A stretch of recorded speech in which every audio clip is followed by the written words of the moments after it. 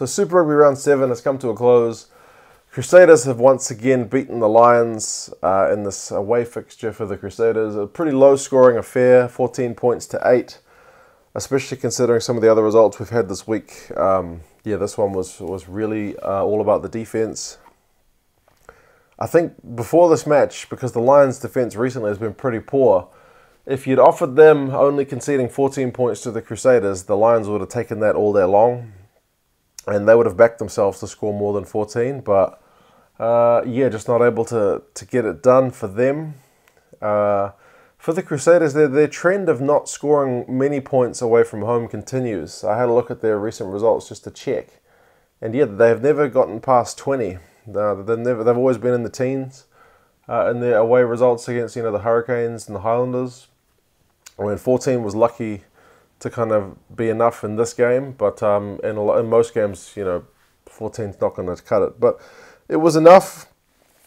Halftime score was 5-0 to the Lions, and at the time I was thinking, if the Lions are going to win this, they may need to keep the Crusaders scoreless, because the first half, the Crusaders had all the ball, all the territory. The Lions were down to like 29% territory. They were just defending and defending and defending.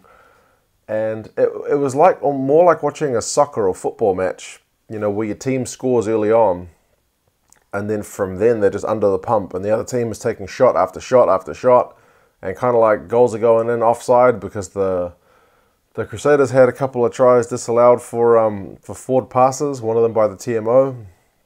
Second half they had one for a guy foot in touch, so potentially the Crusaders could have had a lot more in terms of points, but they would have needed to do something, kind of that X factor move, which to break the Lions' defense, because the Lions' defense was holding up, and every time the Crusaders would try something like that X factor play, it would either be a knock on, a forward pass, or something would go wrong. They couldn't quite crack them, but they still managed to get 2 tries through Whitelock and Goodhue.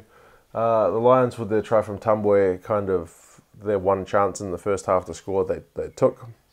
But yeah, the Lions look good pretty much without the ball more than with, in that first half especially.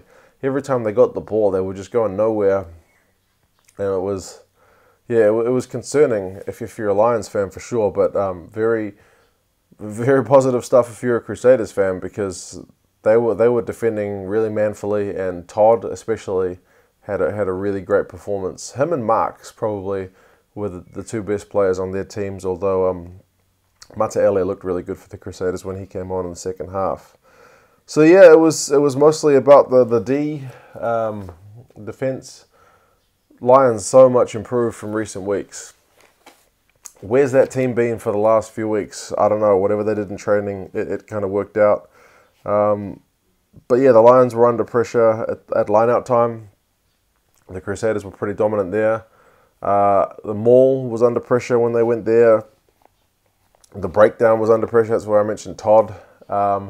One area where the Lions probably had the upper hand was the scrum. But, the Crusaders still got a couple of penalties at scrum time. One, especially at a very key time when the Lions were on attack and had got the Crusaders warned for continual infringements, giving away too many advantages. But yeah, for the most part, that was the one area for the Lions where they were probably putting their hands up a bit more. Yeah, like I said, the Crusaders could have had more points. Knock-ons under pressure. Bridge was probably lucky not to get a yellow card in the second half. He jumped for a high ball, and he wrapped his arms around the Lions player. I feel like some refs would have given that a yellow card. It's one of the frustrating things with rugby, is that one ref will see things one way and another ref will see it another. So, they might be a bit aggrieved in terms of that, but you don't really want a yellow card to be the reason you win a game. So you want to win it by scoring more than 14 points, basically, and they weren't able to do it. But yeah, so for the Lions, it's another loss. Their season,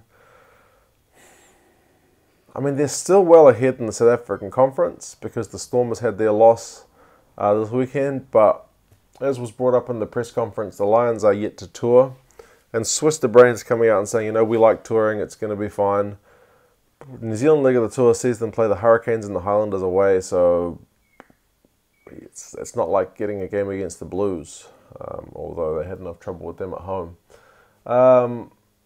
For the Crusaders, they go off to Argentina in a pretty good spot. They've managed to get an away win at last, although they'll probably still need to get some against the New Zealand teams because the Hurricanes right now look really, really deadly. So the Crusaders will not be able to let up at all. The game against the Jaguares next week will be equally important. They can't let their performance levels drop, and they probably need to start scoring a few more points away from home. So yeah, the Lions' late comeback wasn't enough. I mentioned the stats being so much in favour of the Crusaders in the first half. They kind of evened out by the end of the game. It was 50-something, 40-something to the Crusaders in terms of territory and possession. So the Lions did have a late surge, but yeah, it just wasn't enough, and the Crusaders managed to hold on. So, I mean, the Lions get a bonus point. It's like the tiny bright side, but they're not going to be happy with that at all. They got the Stormers at home next week. They still haven't had a bye. It's one of the weird things about the scheduling is that, the Highlanders are on their second bye for week 8, and the Lions are they've been playing since week 1 without a break. So, yeah, it's a strange one. I think they get a break the week after and then they go on tour. So, I suppose the timing's kind to them in that regard. But, yeah, not ideal result for the Lions. The Crusaders keep on keeping on, but like I said, the Hurricanes are there. So, yeah, they'll need to keep up the pressure in their games. What did you guys think of the game? Lots of defence. Not much in the way of points, but still kind of such an arm wrestle that you couldn't really take your eyes off it. Alright guys, that's it from me, and yeah, I'll work out some power rankings a wee bit later. See ya.